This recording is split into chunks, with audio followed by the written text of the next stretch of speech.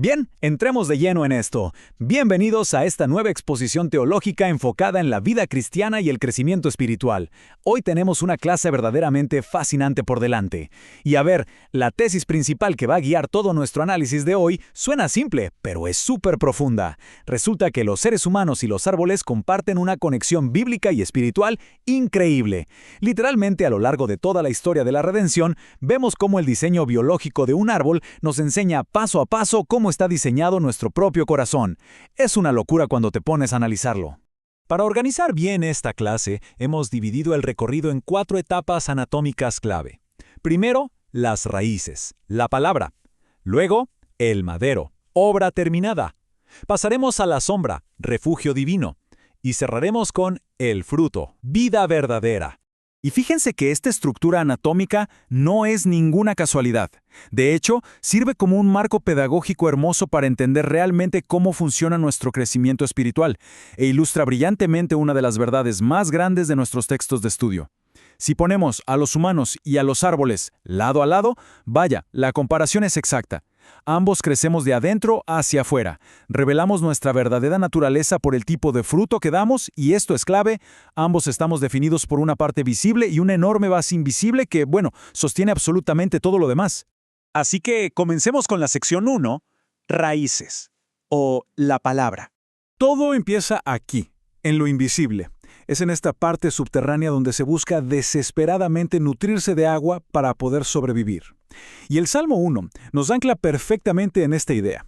Nos dice que un creyente sólidamente cimentado en la palabra de Dios es exactamente como un árbol plantado junto a un río, súper resiliente. Piénsenlo, cuando el sistema de raíces es robusto, los meses de sequía simplemente no dan miedo. Las temporadas difíciles, el calor o la escasez sencillamente no pueden destruir una vida que está literalmente conectada a una fuente inagotable.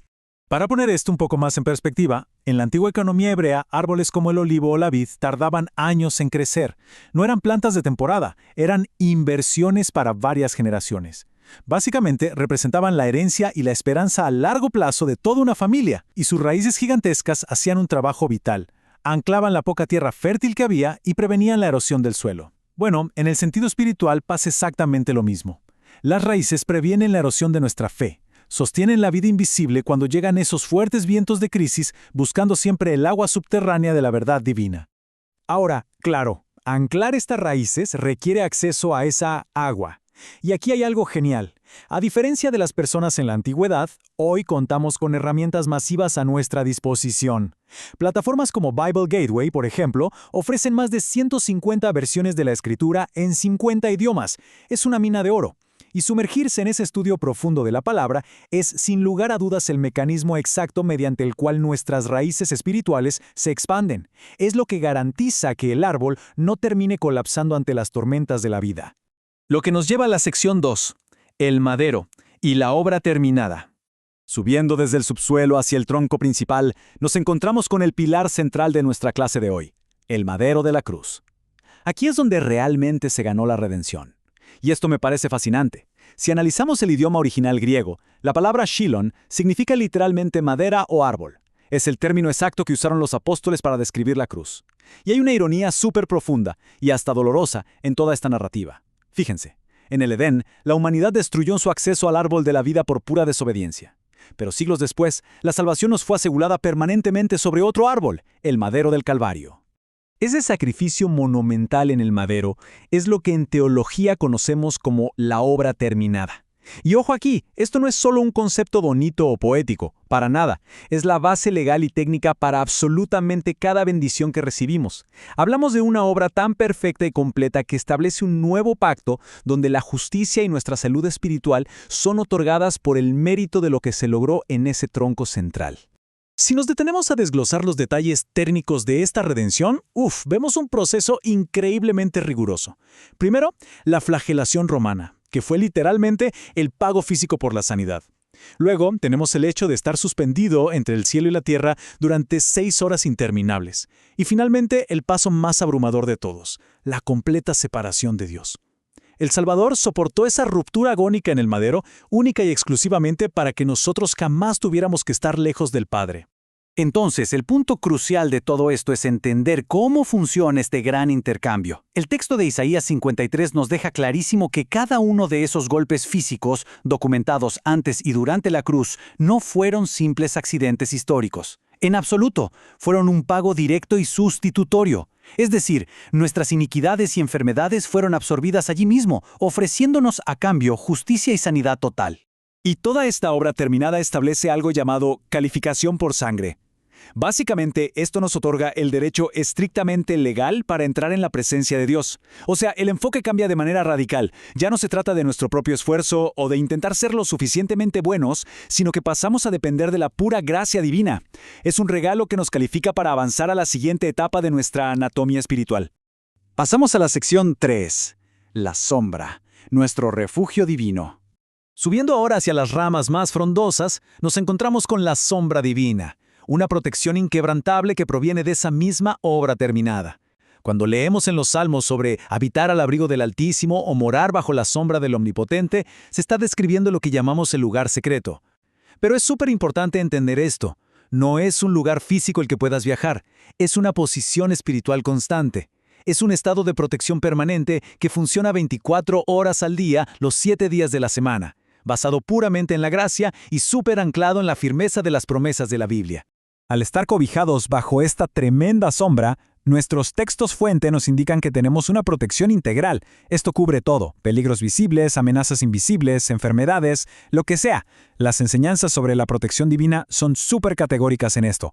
Quienes reposan verdaderamente en este refugio pueden de hecho vivir libres de ese miedo paralizante a ser castigados, y libres del temor a las crisis y plagas que vemos a diario en el mundo. Es una seguridad inamovible. Y hay algo aún mejor. Este refugio se conecta directamente con la promesa de Efesios 3, en lo que podríamos llamar el año de mucho más, un concepto donde la provisión, sinceramente, no conoce límites.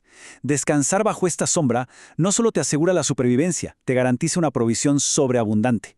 Cuando decidimos apagar la ansiedad humana y empezamos a reposar internamente en el poder de Dios, los resultados van a superar con creces cualquier cálculo humano que podamos hacer. Y así, llegamos a la sección 4, el fruto. La vida verdadera. Esta es la etapa anatómica culminante, el fruto. Escuchen bien, porque esta es la evidencia externa e innegable de que realmente fluye vida cristiana por nuestras ramas.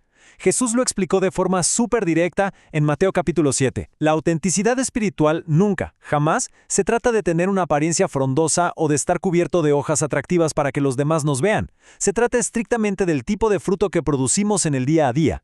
Es una ley inquebrantable de la naturaleza y del espíritu. Un árbol bueno da buen fruto. La naturaleza real del árbol siempre dicta su cosecha. Ahora, lo que es realmente interesante de esta diapositiva, y algo que grandes maestros teológicos como Charles Spurgeon enfatizaban todo el tiempo, es que esto nos hace un llamado ineludible a una autoexaminación profundo. Porque no basta con lucir bien desde lejos.